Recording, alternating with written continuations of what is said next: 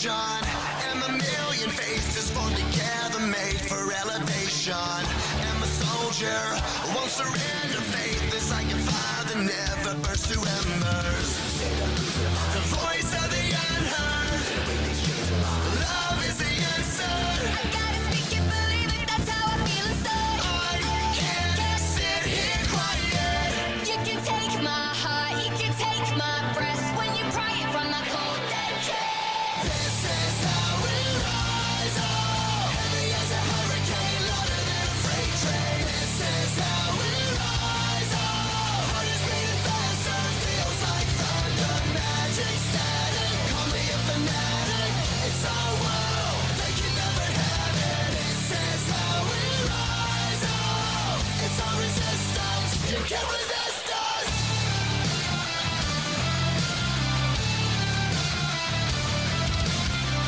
Can you hear me? Are you listening? Sleeping and the shadows could be making history. Through the fire, on the water, used to be a slave, but now you are a conqueror. They can take my heart, they can take my breath when they pry it from my cold dead chest. This is how we rise up. Heavy as a hurricane, louder than a freight train. This is how we rise up. Heart is beating faster, feels like thunder. Magic static, call me a fanatic. It's our world, they can never have it. This is how we rise up. It's our resistance, you can't resist us. We're rising up, rising up,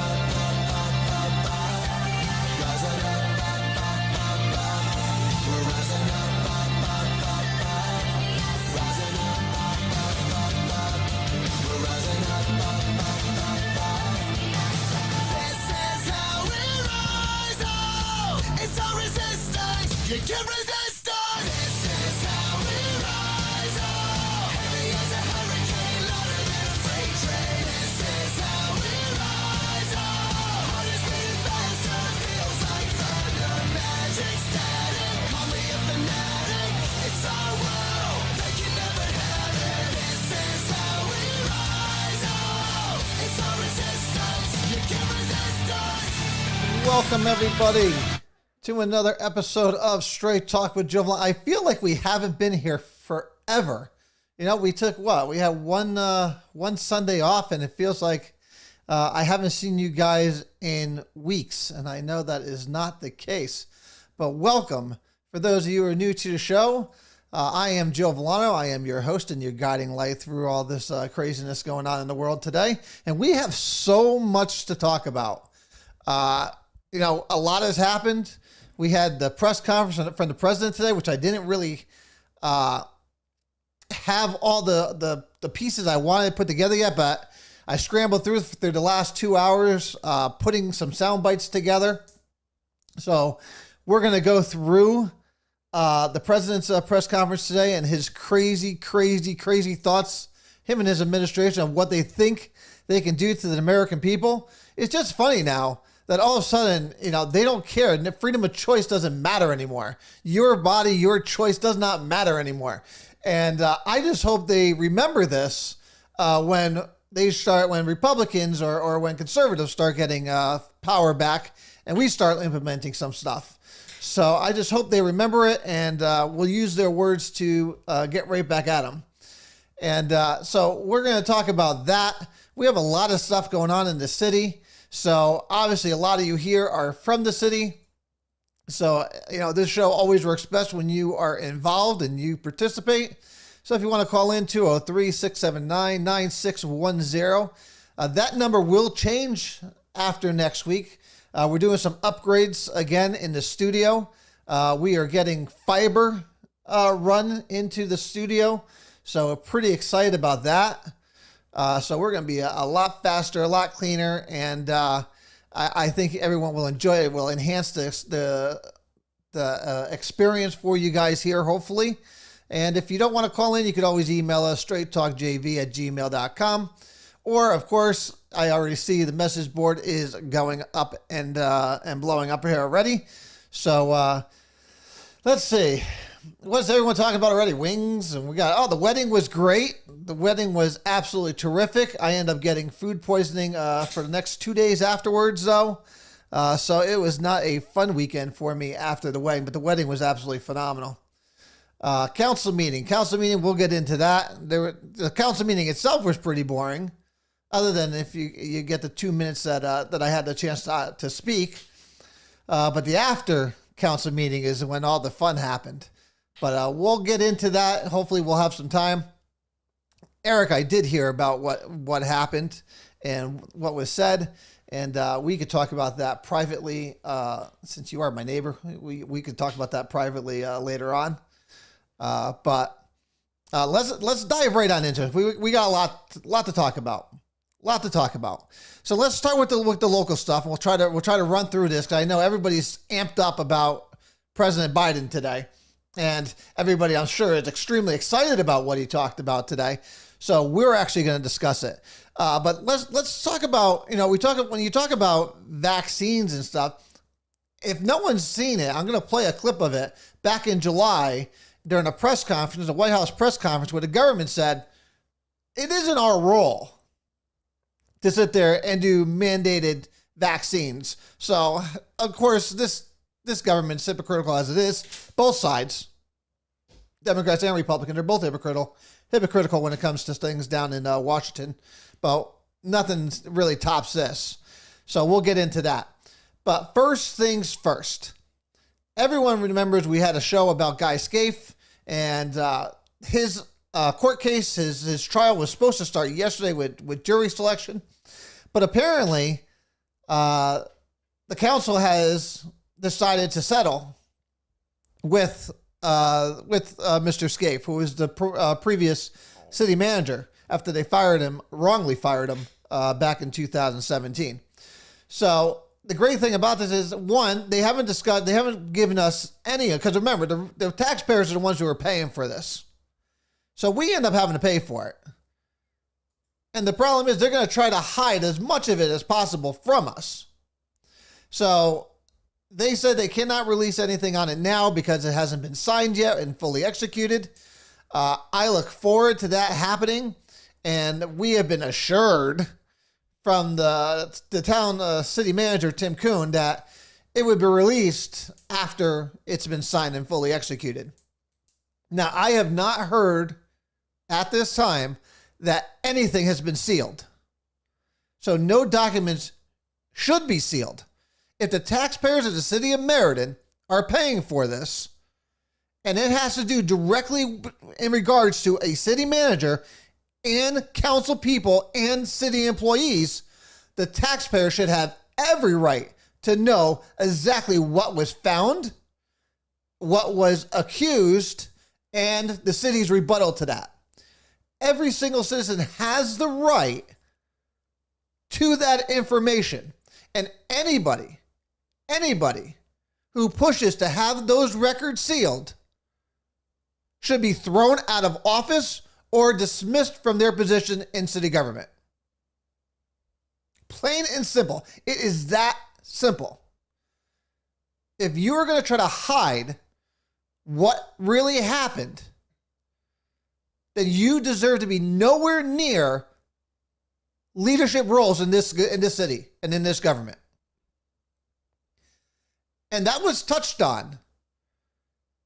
That was touched on in the aftermath of the city council meeting on Monday, or on Tuesday, because apparently, if you ask tough questions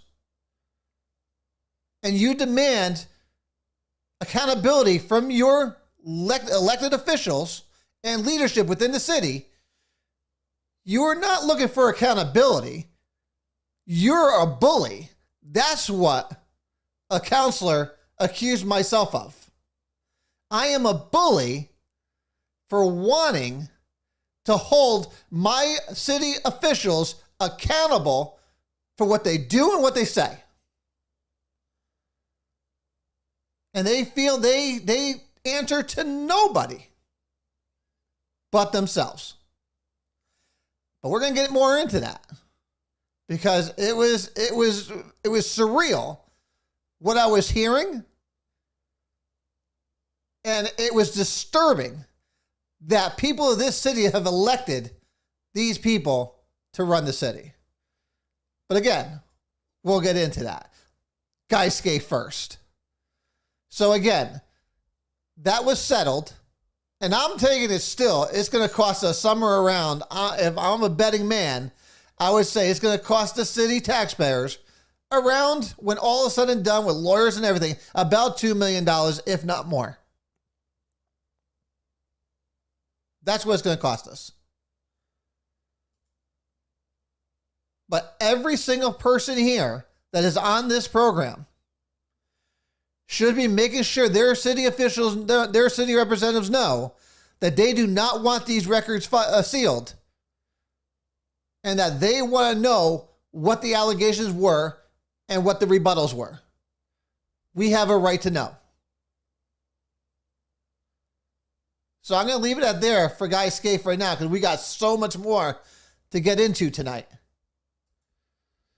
So, cannabis. Everybody knows cannabis is legal now. And I was trying to, unfortunately, I couldn't get to the meeting last night, but apparently it went before the planning commission last night that somebody wanted to open up a cannabis dispensary in downtown. Now, I'm going to agree with the council, because there was two council people that brought up two good points. One, Mr. Carabetta brought up the fact that this cannabis location, there is a memorandum that's in place now. But since this member of the planning commission knew the regulations were going to be changed, he submitted his paperwork beforehand. And therefore, it was grandfathered in before the rules were applied. To me, that's bullshit. No. And I agree that no one should have inside information. To sit there and say you didn't know beforehand, it's ridiculous. Of course you knew beforehand. You knew beforehand. The problem I'm having with the planning commission right now is the makeup. Now, are the people that are on the board capable of doing the job? Yes. Are they knowledgeable enough? Yes, very much so. The problem I'm having with the planning commission right now is that the members of the planning commission all have some of them have projects that are before them now. Mr. Curry is building down over on the east side. All those plans are coming before the planning commission. Ross is who wants to do the cannabis for his son.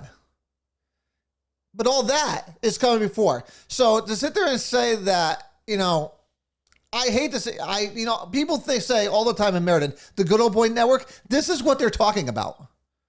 One hand washes the other. Well, I recused myself of it. Who cares? That's the optics of it alone. If you plan on doing things in the city, there are plenty of boards you can be part of. There are plenty of boards and commissions you can be part of. If you're going to be doing plannings in the city and you're going to be doing building in the city, you should not be on the planning commission. It's that simple. Go pick something else. Pension. Go do that. Economic development if you want. Planning commission should not be where you're at. There are huge conflict of interest, especially when you have things before the board. You have things before the board that are to benefit you or to benefit another member. To anyone who thinks that these members aren't friends with each other, they don't talk with each other, it looks bad. And I think Mr. Carabetta was 100% right. It should go before the ethics board. But again, I look at the ethics board in the city of Meriden, it's a freaking joke. It's a joke. Ever since Brian Daniels was here, And he was pushing for PLAs for the buildings of the schools when his father was president of a friggin' union. To anyone who thinks there was no conflict of interest there, and the way he pushed it, it got sent to ethics. But the ethics board's a joke, made up of Democrat friends. They haven't put a good ruling out in years. So while yes, I agree with Mr. Carabetta, will it do anything? Probably not. And then my favorite person on the council of all time is Sonia Jelks. I agree with her on this. Even though I find it a little weird that all of a sudden now she's worried about what the perception of downtown is going to be. Because she believes that it shouldn't be there because it's not. Well, hold on, I want to make sure I do not misquote her because it's very important that I don't misquote her. Where is she? I just don't want to misquote her here. She didn't think a cannabis dispensary was the right image for the city's downtown. Now, that coming from her is just freaking laughable to begin with, of anything where she thinks that the right image for the city after all the shit she's been pulling. But I'm going to put that aside, and I'm going to agree with her on this. One, is it not the right image for the city's downtown? It's just not the right location for the city downtown, next to two schools and next to a senior center. That is not where something like this should be placed. If you want to place something like this, one, you have one down on the east side already, over on East Main. I suggest putting one down on the west side, maybe we're in the old Stop and Shop Plaza, and then put one over on Pratt Street in the manufacturing place over there. Those are great spots for them. Plenty of parking, out of the way, not in the way of children. That's where they should go. But to sit there and say, since he got this under the memorandum and that this should be treated just like any other retail store, no. I prefer not to have them in the city at all. But if they are going to be in the city, you think that the best place to put them is downtown next to a senior center and two educational spots? No, that doesn't make any sense. There's plenty of opportunity elsewhere in the city for them to put them. Downtown is not the place. You want to put something downtown, it should be good shops. It should be restaurants. That's what should be there. Not somewhere where they get high. And for them to sit there and say, well, there's no displays in the window, but that's state regulated. So it's not something you're doing for us. You sit there and say they won't be doing it on premise. You're a small shop. Once you walk outside, you're on public property. It's legal. They can smoke it anywhere they want. Because they're not doing it inside the doors.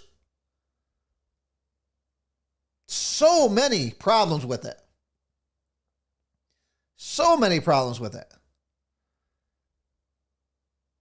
So we'll see. It was tabled. It's going to get more public input. I think Mr. Carabetta is onto a right track on the ethics part of it. So we'll see what happens. We'll come back to that in a week or so. But again, I find this to be problematic in many different ways, and we'll see if it's just politics, it's just business as usual in this city, or are we actually going to have some real common sense stuff going on here? Because the city, unfortunately, doesn't use much common sense, but we'll see. We do have a limit. We have a limit of 3, and there's one already here. There's one already on the east side. So I'm taking it there's going to be 2 more. And I think there would probably be one on the west side and one in the north or in the south. But I think Pratt Street, the top end of Pratt Street, is a perfect location for it, where maybe people work for it. Maybe we'll go upstairs. So that's where we'll leave that. And then we had city council. We had city council meeting, And I just realized that as I'm reading the Record Journal thing here, because I saw it live, Meriden City Council takes on cannabis zoning and police review board, which they really didn't, but we'll get into that on another day. But what I noticed is that he's tweeting everything in live. So I don't know if anyone saw it, but you can see it in live. And his first one was when he was tweeting it, good evening, Meriden City Council on the way. And this is Mike Gagney from the Record Journal. Now, I noticed if you scroll through and you look at everybody's, they had Holly Wells there. Now, there's only three of us that spoke. Holly Wells, Dan Zabrowski, and myself. So they have Holly Wells' comments up there. And then they continue on, all the normal nonsense. And then they have Dan Zabrowski's video up there of him speaking. And then mine got canceled out there. Mine did not get put up there. And it's strange. I wonder why. So maybe the Record Journal, maybe Mike Gagney could enlighten me on this, because I'm gonna have to bring this up to him tomorrow. Everybody's comments were up there, other than my own, and maybe it's because one, as I started speaking, two of our city councilors, Cortez and Tomasetti, were having a friggin' conversation with each other, and I called them out on it, and I asked them, what are you guys talking about up there while I'm speaking? Because the mayor yells at us all the time when we are talking or when someone else is talking. I don't talk because I'm listening to what they're saying. But if other people are talking. So, and then I called out the Record Journal themselves. During my 3 minutes, I called out the Record Journal themselves and Jeff Kurtz for his bullshit editorial he put out there again. Again, race baiting. And I asked the Record Journal, when are they going to do real journalism? Why are they pushing this false narrative along with the council? It's because they're all in cahoots with each other. They're all buddies. They're all buddies. It's just weird that my 3 minutes got cut out. But everybody else's is up there. It's quite funny. It's quite entertaining. And it's quite disturbing. Because they're supposed to be given all sides to what's going on. Now, during my 3 minutes, I offered to spend millions of dollars. I was willing to spend millions of dollars defending the city's good honor against Mr. Scaife. I wanted them to spend millions because I wanted every piece of this. I was so excited that this was going out to a jury. And jury selection was starting on Wednesday.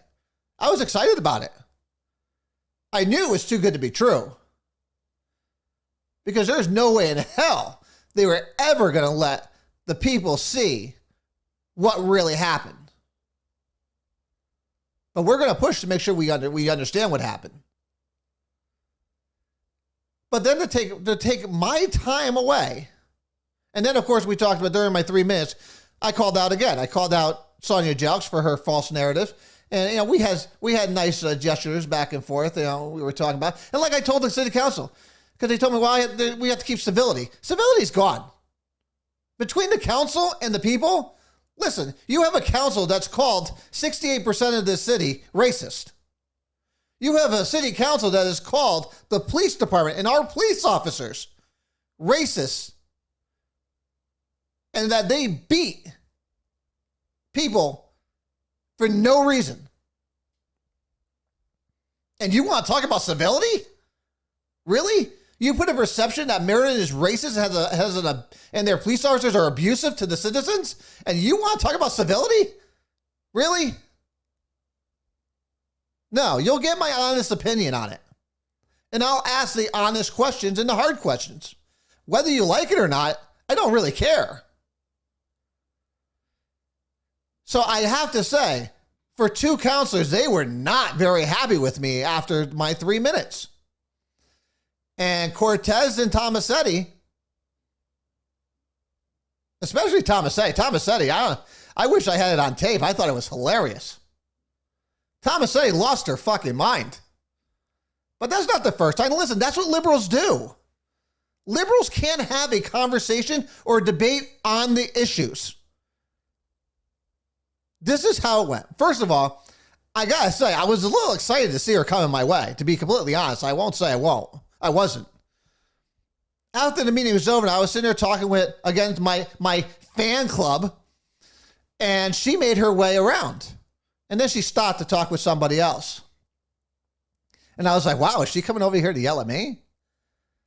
And then after she was done, she did come over to yell at me and tell me how rude I am and that she doesn't have to do these.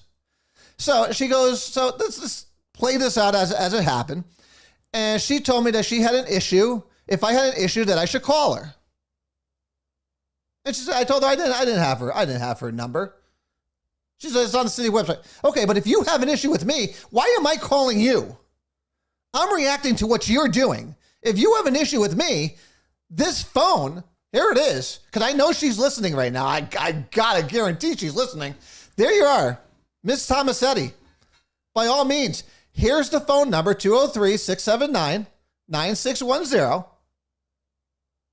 By all means, please call in. I'll throw you right on. We can have a civil discussion about the facts. And you can explain to me and to everybody else why you vote and say the things you do. Now, she said I called her a Barbie doll or a bobblehead. So I had to go back and look through the files and everything else, and there's nowhere where I've ever said that. Now, in the comments, did people call her that? Yeah. But you know what? People have a right to their free speech, right? So that's what they called you. I don't really care. First of all, I would never insult a Barbie doll by calling you that. That's just an honest fact. But for her to try, so I told her that she has every opportunity to come on the show. And I said it even during my 3 minutes. Every single council person has the open invitation to come on the show anytime they want. And she told me that she doesn't have to come on my show. I said, you're absolutely right. But don't you think that you would want to tell the people yourself what you're saying or what you're thinking and what you're doing? She said, we should have a private one-on-one conversation.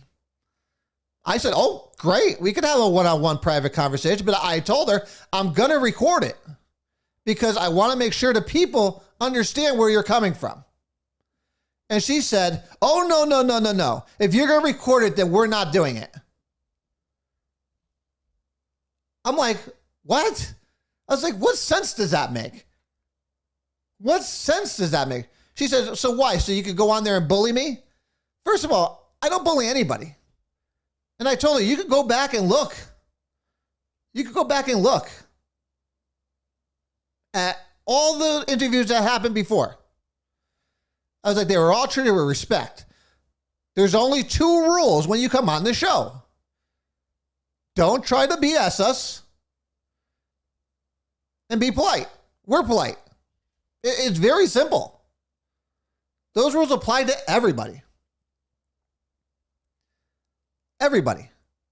And of course, Miss Cortez comes by. Are you okay? Are you okay? What are you talking about? She came at me. Is she okay? She walked over here. Did she really think that she was going to walk up to me, start yelling at me, fingers in the face, and I was going to turn around and say, oh, I'm sorry. I'm so sorry. You got to be out of your friggin' mind. Out of your mind. You think I'm intimidated by anybody? You obviously don't know me, sweetheart. No. You come at me, you better bring your A game. You better bring your A game when you're coming at me. Because I'm always fully ready. Always. And then I asked Miss Cortez, what did you mean by when you said it in the paper, and I quote, I have $39 million to make this place equitable. The hell does that mean? Last time I checked, and this is what I told her, last time I checked, you represent everybody And you should not be picking winners and losers for equality. So what does that mean? Should I tell my two boys who happen to be white that, hey, guys, you know what? Sorry, I had my run. You guys got the shit end of the stick. Sorry. Sorry. You're the wrong color. Sorry. You don't get to do anything that I got to do. Because you just happen to be the wrong color. I'm sorry. Is that really what we want to sit there and try to tell our kids? Is that what we want to try? You want to spend millions and millions of dollars to ostracize a certain segment of the population because of their race? Last time I checked, that's racism. That's racism.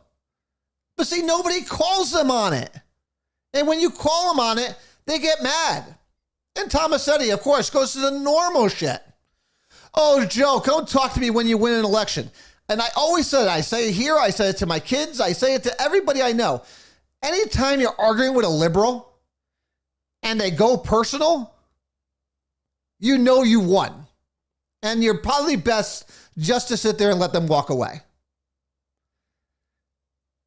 And there was no different. She's like, oh, well, come talk to me when you win an election. Well, shit, lady. Like I told her, and I told her this. I was like, anyone can win an election in this city who has a D, and you have the name of Tomasetti. You said nothing the entire election, and you got elected on your name and as your last name and as your D. So everything your uncle did in this city is what you went off of, and the fact that you had a D. You aren't worth anything. If it wasn't for the name Tomasetti, Nicole Tomasetti would mean nothing to this city. Would mean nothing. No one would know who she is. That's just fact. But they don't like facts. They want to live in their little bubble. They want to live in their little bubble. And that's where they want to stay. But again, Ms. Cortez and Ms. Tomasetti, you are more than welcome to call that number. You are more than welcome to come sit on the other side of this desk. I did offer this because Ms. Cortez said that they don't want to be answering questions from me. I said, okay, how about this? I will organize a town hall meeting and I will let you take questions from the audience. And she originally said, that sounds like a good idea. I would do something like that, like here at the school. I said, great, let's plan it. Oh, no. So they got excited. I tell you what, she had brass balls coming up. I'll give her that. But I don't think it went the way she thought it was going to go. I don't think it went the way she thought it was going to go. And that's to her detriment there, unfortunately. But again, you have an open invitation. By all means, you could call. And so I asked her, I was like, oh, so you listened to the show? She goes, no, I've never listened to an episode. Then how the hell do you know what I said? How the hell do you know? If you don't never watched the show before. Because I'm a bully. You cannot be a bully when you have no power to be a bully. Being called out on your votes is called being an informed citizen and voter. And the fact that you don't want to be questioned by your constituents means you are unfit to serve at your position. And you should resign. You should resign your positions because you are not fit to hold that office. When you can't take serious questions when we're trying to hold people accountable for things they're doing. You may not agree with it, and that's fine. You can come state your opinion. But to sit there and try to silence me? The day you silence me, do you know the day I'll be silenced? Is when I'm dead. When I'm dead, and these lungs no longer are breathing, That's when you will sit there and hear me stop holding people accountable, especially elected officials. So they don't care about transparency. They don't care about accountability. They want to do what they want to do. So that's enough on that. She's gotten way too much of my time as it is. We have much more important things to discuss right now, and that is Mr. Biden's press conference today. Now, I gotta say, it took me by surprise. Listening to him and watching him, I don't know who put that speech together, first of all, but whoever it was needs to be fired. Needs to be fired. Because every time he said he was going to try to prove a point, he never proved that point, other than to prove the point that everything that was working before is working today. So just keep that in mind as you start hearing all this stuff.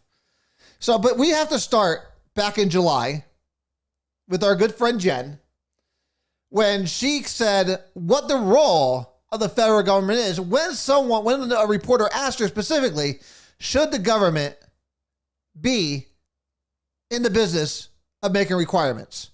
And here's what she first said. This is back in July. Is that a sign that perhaps the federal government should step in and issue mandates? And if not, are you putting the needs of unvaccinated people ahead of the needs of vaccinated people?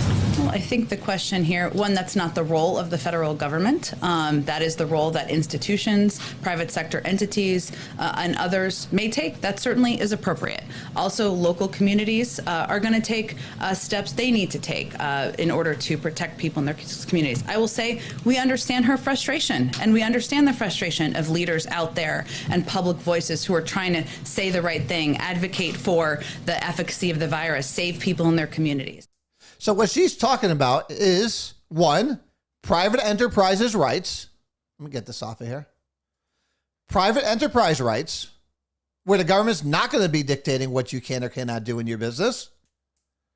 And she's talking about state rights. State rights. In case people forget, the federal government does not dictate, does not get the ability to dictate what states do. For the most part. There's state rights. Every state and local government has the right to make their own rules.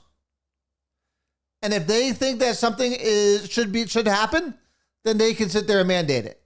It is not the federal government's job. She's 100% right back in July. So what's changed? I don't think the Constitution's changed. I don't think anyone's state constitution has changed. So what's changed? The fact that they're pissed off at us unvaccinated people. That's what it is. We're not bowing to the mantle of federal government. And that's the problem to them. Because what I always say, what is liberalism? Liberalism is about power control. That's what it's all about. And never letting a crisis go to waste. There are a lot of people getting awfully rich off of vaccinations. And they want to get richer. They live for fear. They live to put fear into people. So here is our fearless leader on his in his press conference today. I'm going to pause it in and out as we go. In the way of protecting the large majority of Americans who have done their part and want to get back to life as normal. As your president, I'm announcing tonight a new plan to require more Americans to be vaccinated to combat those blocking public health. My plan also increases testing, protects our economy, and will make our kids safer in schools. It consists of 6 broad areas of action and many specific measures in each of those actions that you can read more about in whitehouse.gov. Whitehouse.gov. At least you got the website right this time. The measures, these are going to take time. to have full impact. But if we implement them, I believe, and the scientists indicate, that the months ahead we can reduce the number of unvaccinated Americans, decrease hospitalizations and deaths, and allow our children to go to school safely and keep our economy strong by keeping businesses open. First, we must increase vaccinations among the unvaccinated with new vaccination requirements. Of the nearly 80 million eligible Americans who have not gotten vaccinated. So, that's the first part of this, is that everything that has been working before, again, is working. And since we don't want it, we're going to be forced to grab it, to take it. Or else he's going to cut off everything that it is that we would normally use, whether it's transportation, whether it's going to an event, or anything. So, I mean, just the starting of it is just laughable. Let's keep on. Vaccinated. Many said they were waiting for approval from the Food and Drug Administration, the FDA. Well, last month, the FDA granted that approval. Now, the FDA only approved one, which is Pfizer. So, the time for waiting is over. This summer, we made progress through the combination of vaccine requirements and incentives, as well as the FDA approval. 4 million more people got their first shot in August than they did in July. But we need to do more. This is not about freedom or personal choice. It's about protecting yourself and those around you. All right, hold on a second. It's not about freedom or personal choice. It's about saving those around you. Should we talk abortion? Should we talk abortion? Because I think this is the same guy, along with him and all of his cronies, that have no problem killing innocent babies. Because your body, your choice, right? Your body, your choice. Interesting on how the table is turned. Wow. It's no longer your body, your choice, people. No. Your body is now the government's body, and you're just allowed to use it. You're just allowed to use it, but you'll use it at their discretion and with their permission. Unfriggin' believable that came out of a American president's mouth. That is unbelievable. Whoever wrote that should be fired immediately. Let's continue on because it gets better. The people you work with, the people you care about, the people you love. My job as president is to protect all Americans. So tonight, I'm announcing that the Department of Labor is developing an emergency rule to require all employers with 100 or more employees that together employ over 80 million workers to ensure their workforces are fully vaccinated or show a negative test at least once a week. Okay, so let's talk about that because it's very important. Very, very important. Because he doesn't mention it. Who's paying for it? The federal government's not paying for it. The federal government is not paying for it. What he's not telling you is in that emergency order, the employers have to pay for it, but they can pass the cost on to the employee. That means you're paying for it. Every single week, you have to go get a test. You are paying for it.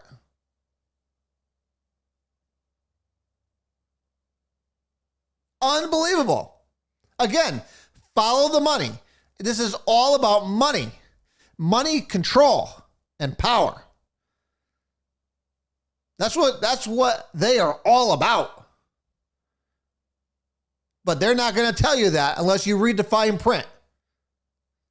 Let's continue on. Some of the biggest companies are already requiring this. United Airlines, Disney, Tyson's Food, and even Fox News. The bottom line, we're going to protect vaccinated workers from unvaccinated coworkers. Wait a minute. You're protecting vaccinated workers from unvaccinated workers. But if you're vaccinated already, aren't you already protected from the unvaccinated? Really, it's the unvaccinated people that need to be aware of the vaccinated people, because the vaccinated people can still carry it and can give it to the unvaccinated. So he has it as backwards. It's all backwards. It makes no sense. Makes no sense. If you get the shot, you are protected. So what the hell is he talking about?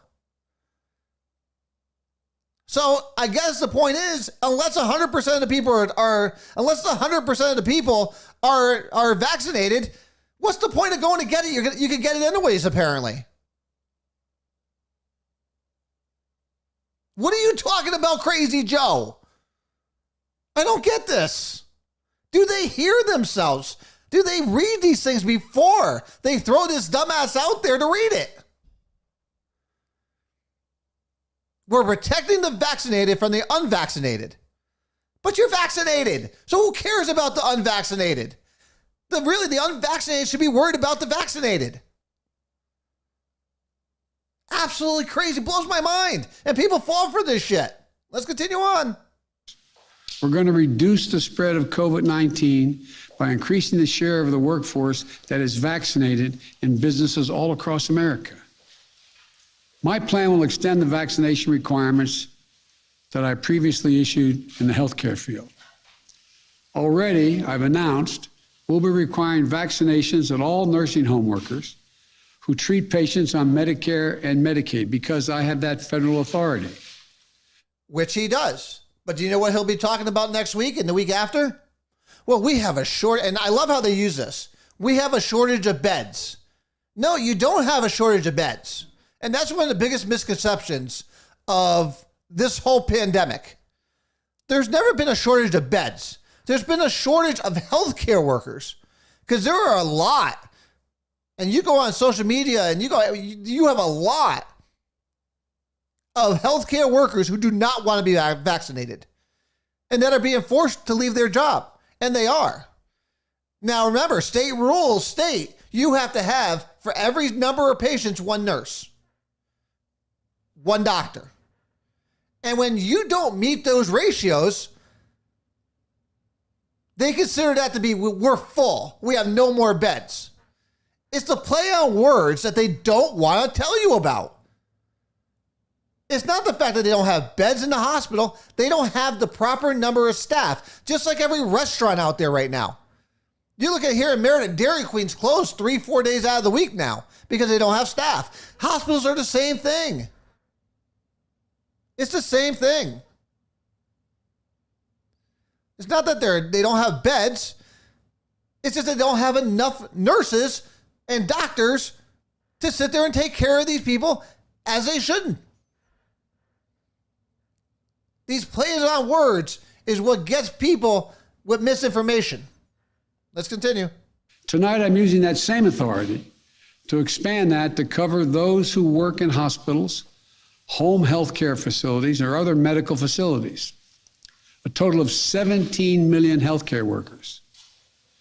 If you're seeking care at a health facility, you should be able to know that the people treating you are vaccinated. Simple, straightforward, period.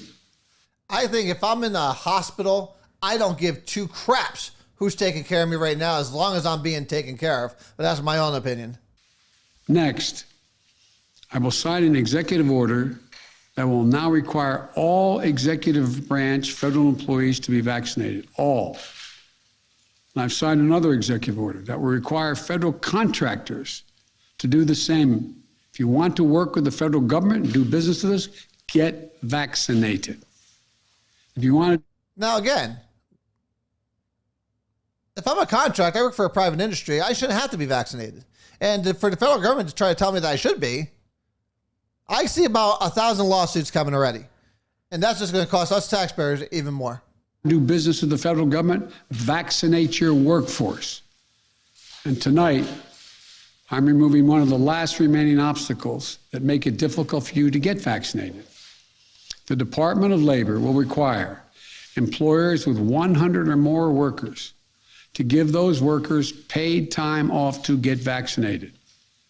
No one should lose pay in order to get vaccinated or take a loved one to get vaccinated. Hold on a second. The vaccination process takes 30 seconds, if that. Who's missing work because they want to get vaccinated? Now, what he's not telling you is that if you get the shot and you get sick and get COVID, they want to make sure you're taken care of. That's what they're adding. Because to go get the COVID shot is nothing. But the problem is people are getting the COVID shot and then getting extremely sick. And they're missing work. That's what's really happening out there. So he wants to make sure you get paid for it. But he ain't going to tell you that you're going to get sick from it because that would defeat the purpose. Today, in total, the vaccine requirements in my plan will affect about 100 million Americans, 2/3 of all workers. And for other sectors, I issue this appeal to those of you running large entertainment venues, from sports arenas to concert venues to movie theaters. Please require folks to get vaccinated or show a negative test as a condition of entry. Now, I won't disagree with them there. Listen, private enterprise could do what they want. Private enterprise could do what they want.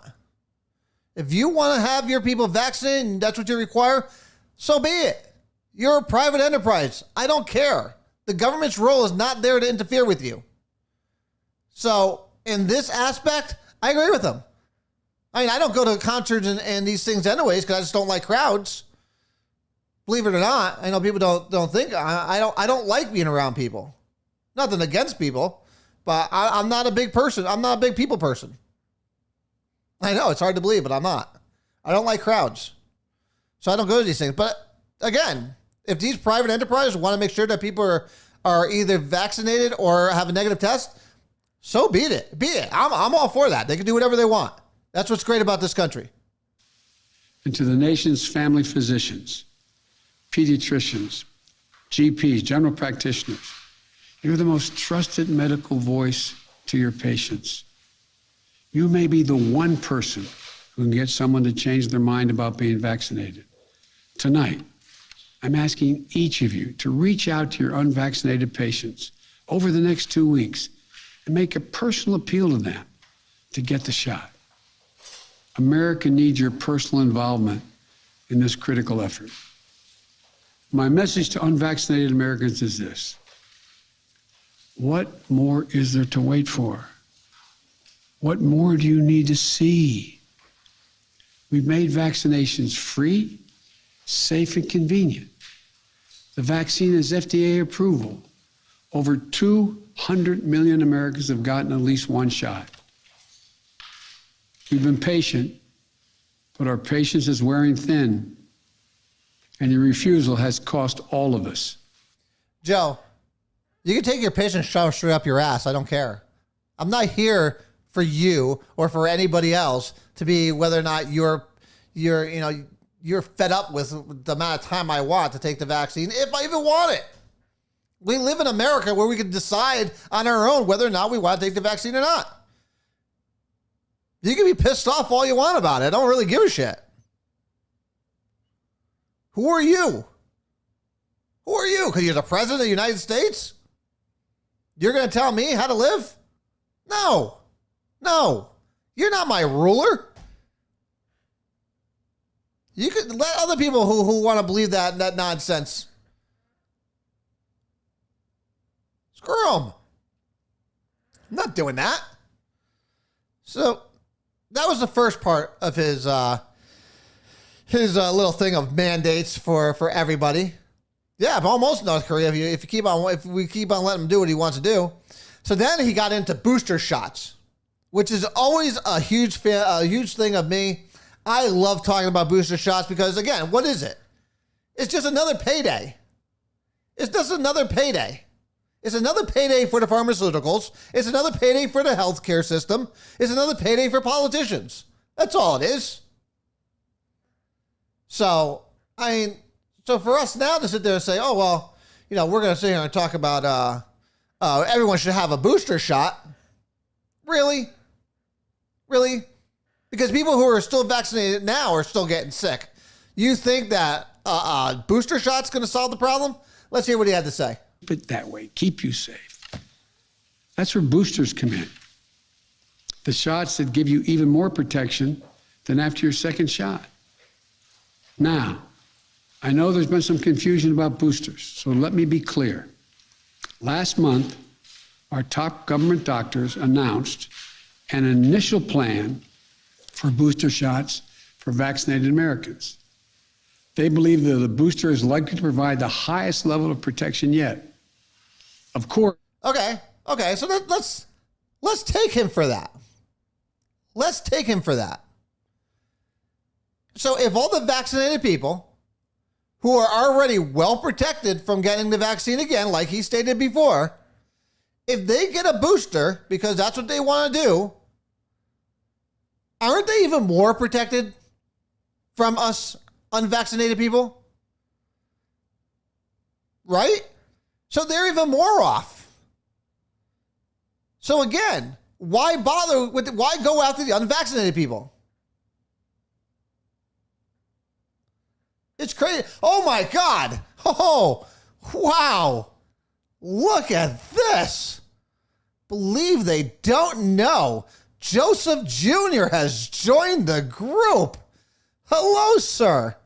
Oh my God. Welcome to the show, sir. So again, if people are going to get vaccinated and then they want a booster, they're so far ahead of everybody else. There's no need for us to get a shot. You shouldn't even be worried about us now. Of course, the decision of which booster shots to give, when to start them, and who will give them will be left completely now to the scientists at the FDA and the Centers for Disease Control. Listen to this part. But while we wait, we've done our part. We bought enough booster shots, and the distribution system is ready to administer them. Hold on a second. You just told us that they weren't approved yet. You had no idea which ones they were going to use. They had no idea which ones they were going to use. But yet the government has already bought them? What the hell did you buy, Joe? What'd you buy? So you've already decided whose you're going to use already. You just told us you had no idea who we're going to use. You're going to let the scientists take it.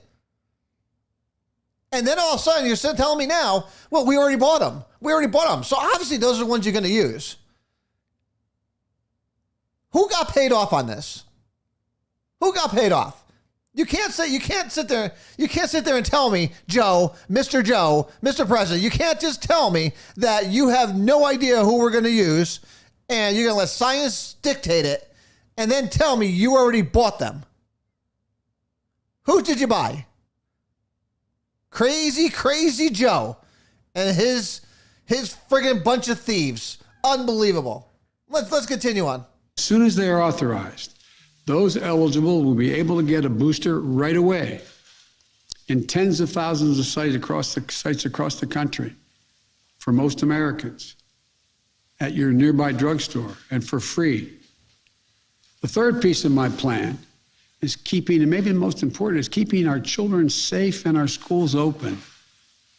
For any parent, it doesn't matter how low the risk of any illness or accident is when it comes to your child or grandchild. Trust me, I know. I trust you at no point. Let me speak to you directly.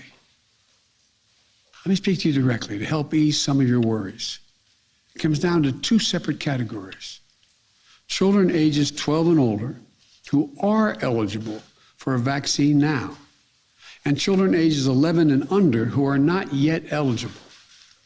The safest thing for your child, 12 and older, is to get them vaccinated.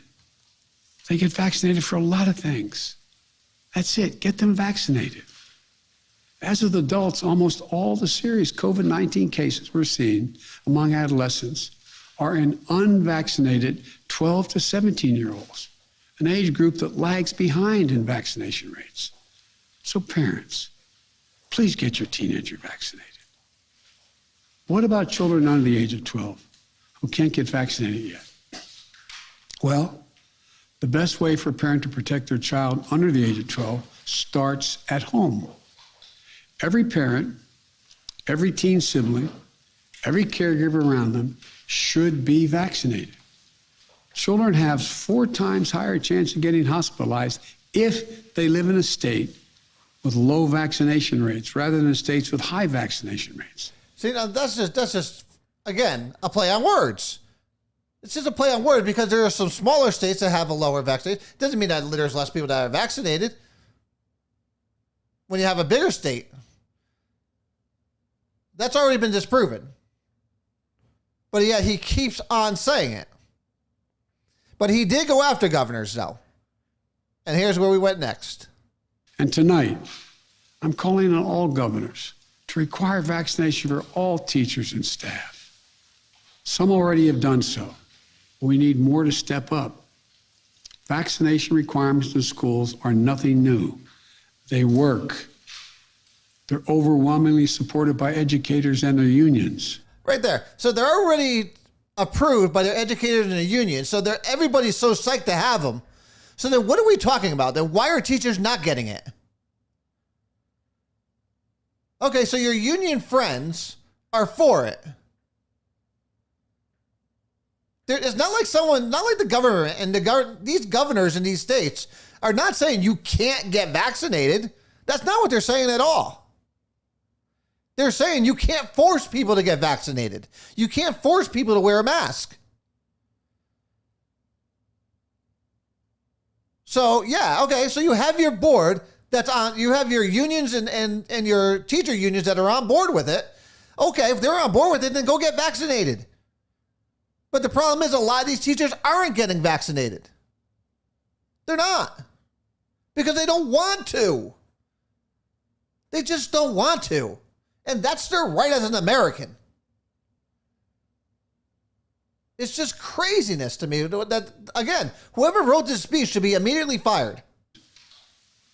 And to all school officials trying to do the right thing by our children, I'll always be on your side. Let me be blunt. Oh, good for you, Joe. My plan also takes on elected officials in states that are undermining you and these life-saving actions. Right now, local school officials are trying to keep children safe in a pandemic while their governor picks a fight with them and even threatens their salaries or their jobs. Didn't you just do the same fucking thing, Joe? Didn't you just do the same thing with federal contractors, with federal employees? Didn't you just do the same thing? You just threatened their paychecks. Why? Because it's the opposite? Because these governors are saying, no, you can't mandate masks. You can't mandate vaccinations. But you want to throw your power on people. They're saying, so local governments are saying, and state governments like Republican states are saying, no, the government has no place to sit there and mandate this kind of stuff. Your body, your choice. But yet you're saying, Joe, is that just as long as you're doing it, just as long as you're wielding that fucking stick, you will tell people what to do. And they can lose their paychecks because that's okay with you because it's under your authority. Really, Joe? Do you really think people are that stupid? Is there that many stupid people out there in the world? If there are, we have some serious problems. But Joe, you're contradicting yourself, sir. Go back to bed. Go back to bed and hopefully you'll wake up a little bit more coherent and maybe with a new speech from someone who's competent. Because they're making you look like a friggin' idiot. Talk about bullying in schools. Yeah, you're a bully. If they'll not help, if these governors won't help us beat the pandemic, I'll use my power as president to get them out of the way. So are you saying now, Mr. Joe, is he saying now that he's coming after state rights? Because the Supreme Court was pretty clear on this already. Many a times when the federal government has tried to overreach. States have the right to do what they want. You, as a federal government, does not have the right to interfere. Plain and simple. Department of Education has already begun to take legal action against states undermining protection that local school officials have ordered.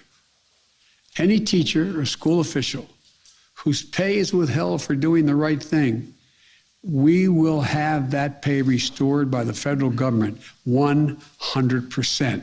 Now, what is he talking about? Because this is not happening anywhere. Anywhere. If people want the vaccine, they have the right to go get it. They have the right. Nobody is stopping them. Nobody is taking their pay. If you try to force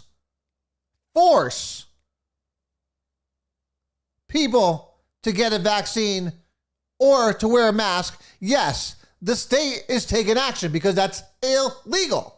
We live in America where you're free to do as you wish. You are free to do as you wish.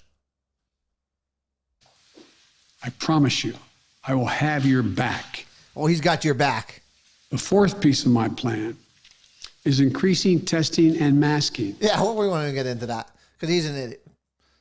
Because again, he's going to put it in your grocery store now. So you can go buy it. You can go buy at-home ones now. But you got to pay for it, and they're actually quite expensive. But you're going to get them at cost, which we already know how that works. That's not the way it works. So last one, I know it's after 8 o'clock. I try to usually keep it to an hour, but this is too much good stuff here. So we're going to go to the last one here. The fifth piece of my plan is protecting our economic recovery. Because of our vaccination program and the American Rescue Plan, which we passed early in my administration, we've had record job creation. He's had record job creation. Now listen to what he just said. Because they passed the American Rescue Bill, which was hundreds of billions of dollars, that we have record-setting employment rates. Well, no shit, you should. You just put all this money, when you go and throw this much money into the system, yeah, you're going to create jobs. You're going to create short-term gains. But when that money starts collecting interest and all this money hits the circulation, inflation rate, as you can see, over the last year is gone whoop right through the friggin' roof, which is why you're paying so much for things now. But again, are people this stupid that they believe this? I just don't get it. I just don't get it. They think that we can just throw all these billions and billions and really trillions of dollars into the system and there's going to be no repercussions for it? So they're gonna play on these short-term goals, and then they're gonna cry later on when inflation rates go up. They're gonna be like, "We had no idea. We didn't know." For a new administration, economic growth unmatched in 40 years. We cannot let unvaccinated do this progress, undo it, turn it back. So tonight, I'm announcing additional steps to strengthen our economic recovery. We'll be expanding COVID-19 economic injury disaster loan programs. Yeah, so we're getting too late, and we're not even going to get into that stupid loan programs that don't even exist, that take years to fucking get. So, I'm not even going to go into that tonight. But ladies and gentlemen, that's your government at work. So, we were talking about bullies later on. Bullies are people that could actually do things. And right now, the president is trying to act as a bully. That is the only person acting as a bully. Because the states are doing what they feel is best interest for their people. If the president doesn't like it, the federal government doesn't like it, he's going to wield that big stick that he thinks he has. And he thinks he's going to go after the states. It's not going to happen. It's not going to happen. But again, just as long as he's wielding that stick against the federal employees and the federal contractors, and he's willing to let them lose their jobs and their paychecks and their houses and their cars and everything else, it's perfectly fine. Because he's on good moral standing in his eyes. The hypocrisy is friggin' amazing to me. You know, just when you think you've seen the dumbest stuff come out of Washington, then Joe comes out and he just shows me that, nope, they haven't even reached the top, the pinnacle of their stupidity yet. But we will continue this on Sunday because, like I said, we're over our normal hour, but you know what? This was too important not to go over. And hopefully, maybe Sunday, maybe Ms. Tomasetti or Ms. Cortez will have a change of heart. Maybe even Sonia Jelks. Maybe Sonia Jelks will have a change of heart and she'll come on to the show. I mean, she's their fearless leader. She said in an article, she has learned to use her voice. Well, Ms. Jelks, come use that voice. Come use that voice right here with the people. By all means. I will give you the first 10 minutes of the show to spew anything you want.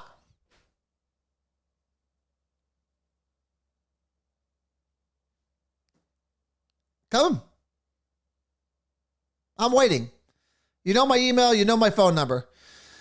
Guys, as always, I love you all. We will finish the rest of this stuff up on Sunday. We have a lot more stuff to talk about, as I'm sure a lot of things are going to be happening over the weekend. But until then, as always, I love you all. God bless you. God bless us. What's left of this amazing country of ours? What's left of it? We gotta hold on to it. We got another year and a half before we could do something about it. But I love you too, Craig. Don't say I know you don't. I do. I love you, Craig. And I will see you guys on Sunday. Good night.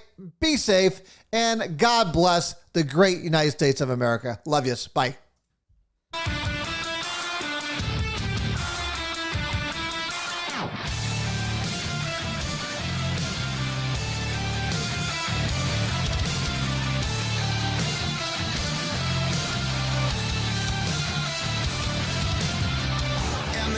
And a million faces formed together, made for elevation. And the soldier won't surrender faith. It's like a fire that never burns to embers. The voice of the unheard.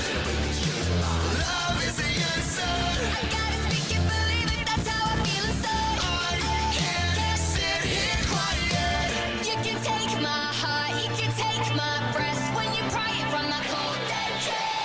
This is how we rise up. Heavy as a hurricane, louder than a freight train. This is how we rise up. Heart is beating faster, feels like thunder. Magic static, call me a fanatic. It's our world, they can never have it. This is how we rise up. It's our resistance, you can't resist us.